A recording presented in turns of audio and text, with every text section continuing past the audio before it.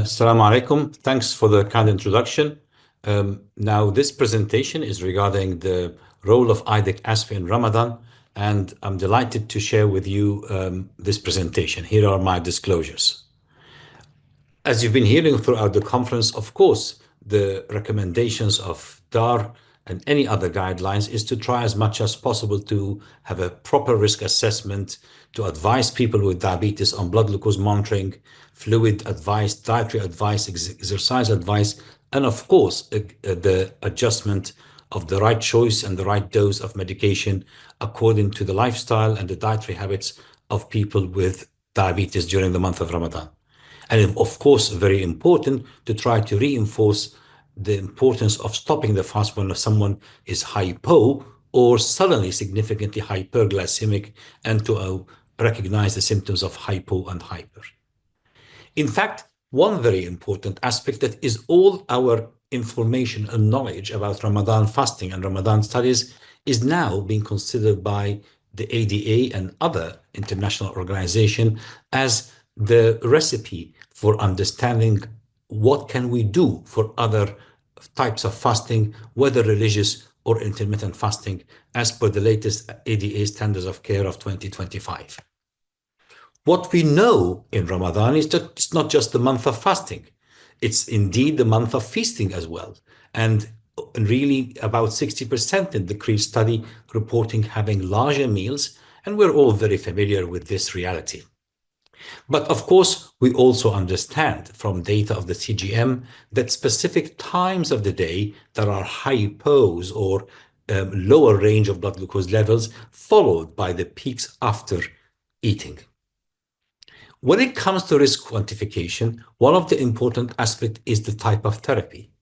And people on mixed insulins have been traditionally considered to be at the highest level of risk from therapy because of the combination of basal plus prandial insulin in a fixed dose, which perhaps been seen to lack the flexibility that people would require for the month of Ramadan.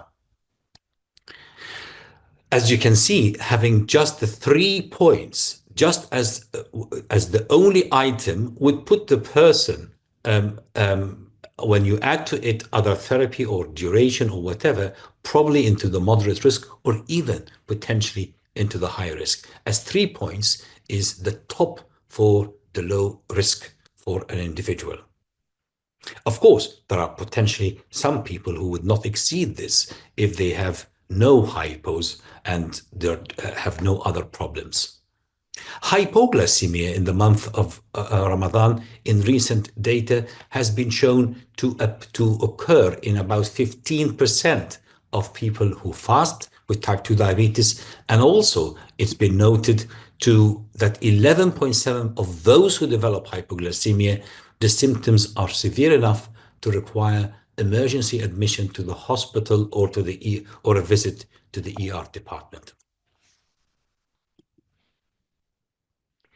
Monitoring is very important, and monitoring specifically during what you see in the screen as red. This is the time between 3 p.m. and sunset or Maghrib time, where 46% of the incidence of hypoglycemia occur, followed by 31% between midday and 3 p.m. So monitoring really is recommended. We do not say that the person should test 7 times a day, but we obviously need to be aware of the importance of scattering the monitoring across the days and the weeks to have a complete profile, and indeed to monitor at the time of the higher risk, which, as mentioned before, is the last few hours before the fasting end. What does the recommendations and the guidelines says regarding people on mixed insulin? If they take it once daily, to take it at iftar. If they take it twice daily, to take at iftar and suhoor, and to reduce the suhoor dose by between 20 to 50%. If the person on 3 injections, then obviously to omit the 3rd dose.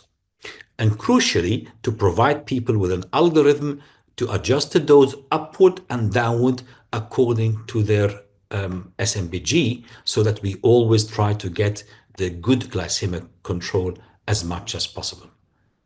I'd like to review with you now one of the most important studies that's been done in Ramadan for people who want to fast, and this was the IDIC-ASP Ramadan trial.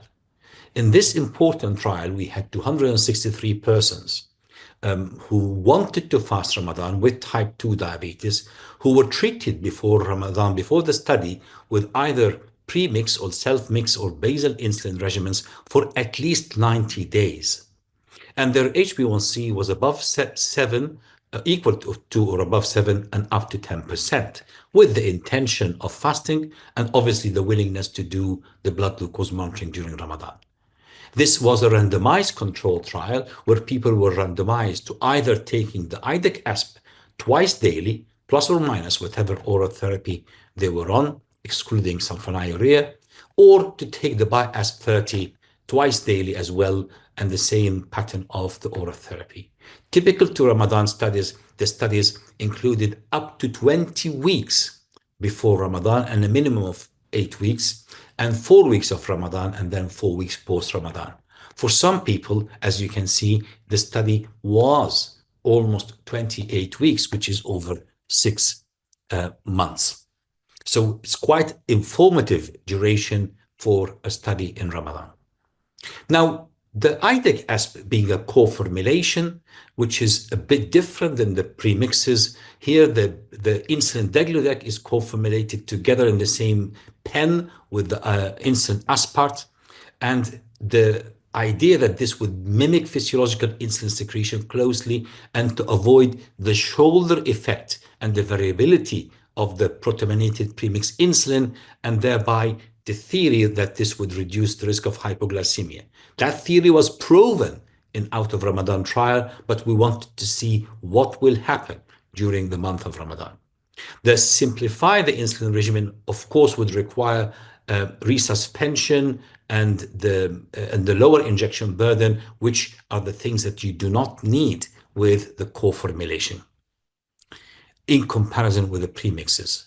Now, in the study, when people were on given twice daily injections, the timing was at the main meals, and if they were already on a previous premix insulin, it was dose for dose or unit for unit conversion.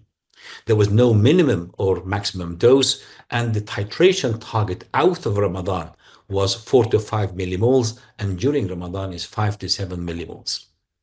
And of course, here, because we wanted to allow people to titrate, we advised them to titrate at least twice weekly. The oral therapy were either none or metformin, but SUs were stopped once the study was stopped. But DP4 inhibitors, alpha glucosidase inhibitors, SGL2 inhibitors were all allowed in the study in either arms. Now, when it comes to Ramadan, they were given the choice of either having the latest pre-Ramadan dose remaining the same and the large dose. So the theory is you want to give the large dose at iftar time and the smaller dose at suhoor time. And they were given the option of reducing either of the injections. But what happened in reality, that the vast majority of the investigators opted to reduce the suhoor dose by 30 to 50%. It's important to note that both arms were almost identical, and the HbA1c at baseline was 8.5%. Very important to see here, we can intensify treatment. So as you can see, the insulin dose in the study gradually increased until the steady dose, when people were better controlled. Come the first day of Ramadan, the dose was reduced. Come the first day of Eid, the dose was increased. And specifically, the morning dose, the suhoor dose, which in Ramadan was suhoor dose, that was the dose that was reduced, while the iftar dose or the dinner dose out of Ramadan, that was sustained. We saw beautiful reduction in HbA1c between equal between the two arms until the date of Ramadan, and that was stable, and then post Ramadan that was stable. And you see a reduction in basal in at the end of Ramadan in HbA1c, as well as 4 weeks post Ramadan, which was sustained. So we saw here between the two arms identical HbA1c reduction, and indeed more or less identical fasting plasma glucose, perhaps slightly higher plasma glucose fasting at the end of Ramadan, but nothing of significance, but good response for all. And even with SMPG, you can see that before Ramadan, the SMPG was here all the time. And then as the treatment was intensified, they got better. And during Ramadan, that was sustained during the various times of the day. So what was big difference with good glycemic control in both arms is the hypoglycemia. This is the hypoglycemia rate in the IDEX-ASP, and here is the hypoglycemia rate with the by ASP 30, and clearly there is big difference of 52% lower rate of hypoglycemia, which was statistically significant. Importantly, that nocturnal hypoglycemia was also very much reduced of 74% between the two arms, which is obviously very important as this is the concern of so many people. And clearly, the incidence of the hypoglycemia are pretty low, as you can see in the light blue color of the IDEX-ASP versus the darker blue color of the BI-ASP 30. Very importantly in Ramadan, that the hypoglycemic episodes during fasting hours, during the daytime, that was 56% reduced and with a statistically significant p-value. So what we saw in this beautiful randomized controlled trial, which lasted 26 weeks, that if you were to compare IDEC-ASP to BI-ASP 30, with the intensification of the treatment and giving people an algorithm, both would be able to reduce the HbA1c to a decent level, and there was no significant difference between the two. The total insulin dose was also not significant between the two. But what was hugely significant is the hypoglycemia. Confirmed hypoglycemia was 74% lower in the IDEC-ASP arm, and nocturnal hypoglycemia was 83% lower in IDEC-ASP arm. And I've also shown you the data on the daytime hypos during the fasting hours, specifically during the month of Ramadan, which was also quite lower.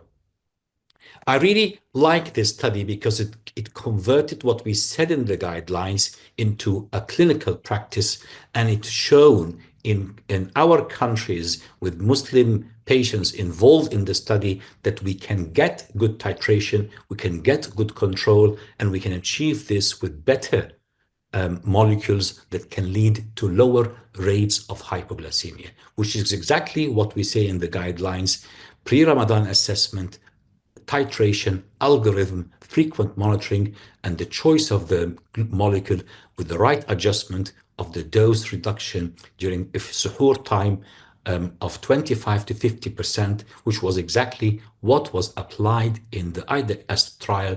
And I'm delighted with these results that I hope that people can replicate in real life across the globe. Thank you, and hope you enjoy the rest of the sessions.